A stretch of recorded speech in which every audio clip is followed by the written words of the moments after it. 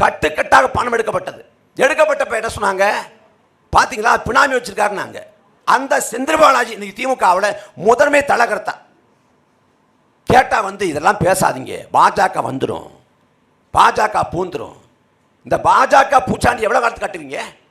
தமிழ்நாட்டில் எந்த காலத்தையும் பாஜக வெல்ல போறதில்ல, வளர போறதில்ல, எழ போறதில்ல, அது சத்தியம். தமிழ்நாட்டில் 4 எம்எல்ஏ இருக்காங்க. 4 எம்எல்ஏ வச்சு ஆட்சி பிடிச்சலாமா? அதுக்கு வாய்ப்பு இல்லை. இதில் பாஜக என்னென்னமோ பண்ணி பார்க்குது. தமிழ்நாட்டில் பிள்ளையாரை பேசினாங்க. தமிழ்நாட்டில் பிள்ளையாருக்கு மார்க்கெட் இல்லைன்னு தெரிஞ்ச உடனே முருகன் எடுத்துட்டாங்க. முருகன் மீது ஒரு தலை காதல். வெற்றிவேல் வீரவேல் தமிழ்நாட்டில் வெற்றிவேல் வீரவேல் என்று முழங்கக்கூடிய இந்த பாஜக அருகாமல் கேரளாவில் முழங்குமா? அங்கே போனால் சாமியே சரணமைப்பா, அங்கே சாமியே சரணமைப்பாங்கிற பாஜக ஆந்திராவுக்கு போனால் சொல்லுமா, அங்கே ஏழுகுண்டட வானா வெங்கட்ராமனா கோவிந்தா கோவிந்தா. அங்கே கோவிந்தா போடுற பாஜக மகாராஷ்டிராவில் பேசுமா, அங்கே கனவிதா மோரியா, அங்கே கனவிதா மோரியாங்கிற பாஜக உத்தரப்பிரதேசத்தில் பேசுமா, அங்கே ஜெய் ஸ்ரீராம். அங்கே ஜெய் ஸ்ரீராம்ங்கிற பாஜக மேற்கு வங்காளத்தில் பேசுமா, அங்கே ஜெய் காளி ஓம் காளி.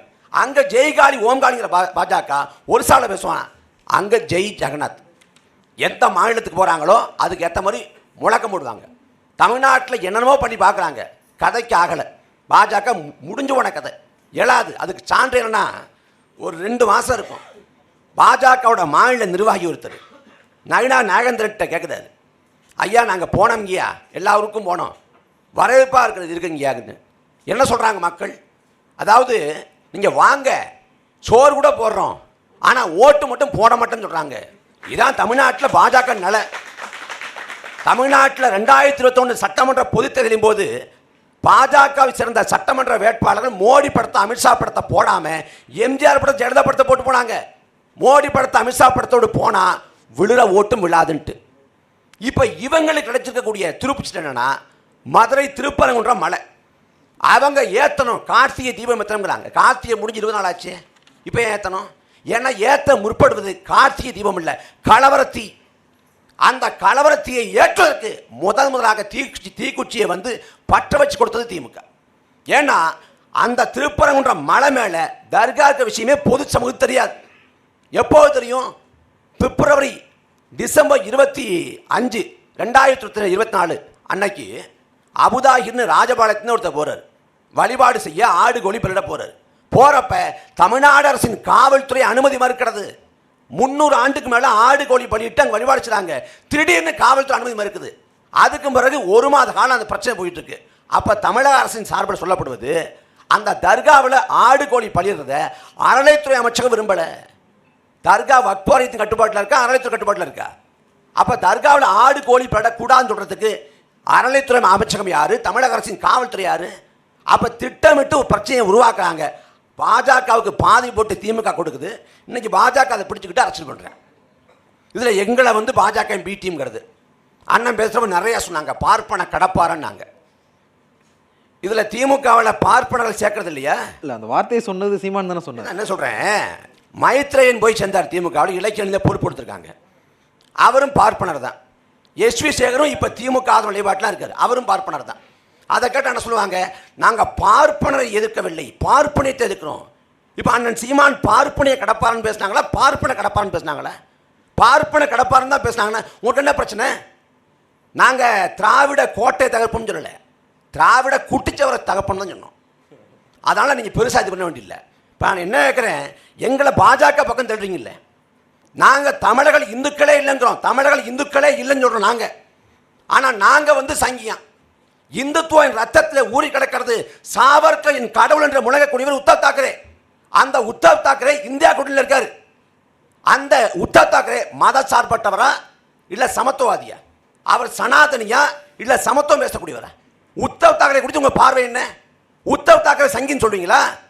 பாபர் மசூதி இடிப்பில் முழுக்க முழுக்க பாஜக விட இந்துத்துவாவில் முனைப்போடு இருப்பது சிவசேனா, உத்தவ் தாக்கரே, அன்றைக்கு பால் தாக்கரே. அந்த உத்தவ் தாக்கரே எப்படி சேர்த்தீங்க?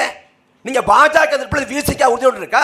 2001 சட்டமன்ற பொதுத் தேர்தலின் போது தேசிய ஜனநாயக கூட்டணியில், பாஜகவோட தேசிய ஜனநாயக கூட்டணியில் அங்கம் வச்சது இதே வீசிக்கா. 2001 கெச் ராஜா காரைக்குடியில் வெற்றி பெறாரு, திருமாவளவன் மங்களூர் சட்டமன்ற தொகுதியில் வெற்றி பெறாரு. திருமாவளவன் பெற்ற வெற்றியில் பாஜக வாக்கு இருக்கு, ராஜா பெற்ற வெற்றியில விசிகான் வாக்கு இருக்கு. அப்ப எங்க போச்சு சனாதன எதிர்ப்பு? வாஜ்பாய் சனாதனத்தை எதிர்த்தாரா? மனு தர்மத்தை கைவிட்டாரா? மதவரி வேண்டாம்னாரா? வாஜ்பாயும் சனாதி தானே. அந்த வாஜ்பாய்க்கு 2018ஆம் ஆண்டு நடைபெற்ற புகழஞ்சலி கூட்டத்தில் பங்கேற்று வாஜ்பாய்க்கு வீரவணக்கம் போட்டது அண்ணன் திருமா. 2002 குஜராத் தினப்படுவில் பில்கிஸ் பானு அநீதிக்கு உள்ளாக்கப்பட்ட ஆண்டு 2002. அந்த குஜராத் படுகொலையின் போது விசிகா எங்க இருந்துச்சு? திமுக எங்க இருந்துச்சு? தேசிய ஜனநாயக கூட்டணியில் அங்கம் வச்ச ராம்விலாஸ் பாஸ்வான் மத்திய அமைச்சரை விட்டு கூட்டணியை விட்டு வெளியேறினார்.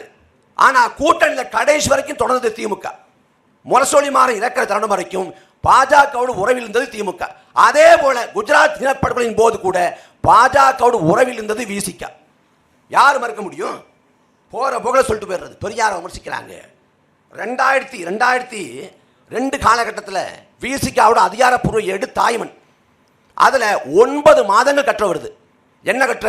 பெரியார் ஒரு மறுபரிசீலனை. அந்த கற்றை எழுதியவர் ரவிக்குமார், முனைவர் ரவிக்குமார். பெரியாரை மறுபரிசீலனை பண்ணும் அப்படின்னு 9 மாதம் கற்ற வருது. பெரியாரை மிக கடுமையாக விமர்சிச்சு கடைசியில் கற்றையை முடிக்கிறாங்க. முடிக்கிறப்ப ரவிக்குமார் எப்படி முடிக்கிறார்னா, பெரியார் மறுபரிசீலனைங்கிற கற்றை நிறைவடையலாம், ஆனால் பெரியார் மீதான தலித்துகளின் மறுபரிசீலனை தொடர்ந்து கொண்டே இருக்கும்னார். அம்பேத்கரை ஏற்றுக்கொண்ட அம்பேத்கரியவாதியான ரவிக்குமார் பெரியாரை மறுபரிசீலனை பண்ணணும்னு சொன்னார்னா காரணம் என்ன? பெரியாரும் அம்பேத்கரும் ஒன்று இல்லைன்னு அர்த்தம். அப்ப நீங்க பெரியாரை விமர்சிச்சப்ப நீங்க பாஜக கிட்ட காசு வாங்கினீங்களா? சங்கியா செயல்பட்டீங்களா? ஆர்எஸ்ஓட பிள்ளையா செயல்பட்டீங்களா? என்னது யாரை கேட்டாலும் பாஜக பிடிங்கிறது? அண்ணன் திருமா சொல்றாங்க ஆர்எஸ்எஸ் பெற்ற பிள்ளைங்கிறாரு. பிரசவம் பார்த்த செவிலியர் வந்து அண்ணன் திருமா தான். அவர் முதல்ல பிரசவம் பார்த்தது யார் தெரியுமில்ல? மூத்த பிள்ளை, ஆர்எஸ்எஸ் மூத்த பிள்ளை கமலஹாசன். அந்த பிள்ளை வளர்ந்து அறிவாளத்தை தவழ்ந்துகிட்டு இருக்குது. அந்த கமலஹாசனும் அண்ணன் திருமா ஒன்னா இருக்காங்களே, அவரை பிடிஎம்னு இதே அண்ணன் வன்னியர் சொன்னார். எப்போ அவரை வந்து பிடிஎம்லேருந்து எந்த பக்கம் கொண்டு வந்தீங்க? உங்களுக்கு பிடிக்கலன்னா பிடிஎம் இதொன்று சொல்லிவிட்டு போயிடுறது. இதெல்லாம் ஒரு கேலி கூத்து. பாஜக இந்தியா முழுக்க வளரவே திமுக தான் காரணம். நான் திரும்ப திரும்ப சலிக்க சொல்லிட்டேன். இந்தியா முழுக்க வளரவே. அதனால பாஜகவோடு மத்திய அமைச்சரவை 5 ஆண்டு காலம் அங்கம் வச்சது திமுக. அன்னைக்கு பாஜகவோடு கூட்டணி இருந்தது விசிக. உங்களுக்கு அதை பேசுவதற்கான தார்மீகம் இல்லைன்னு சொல்றேன். என்னுடைய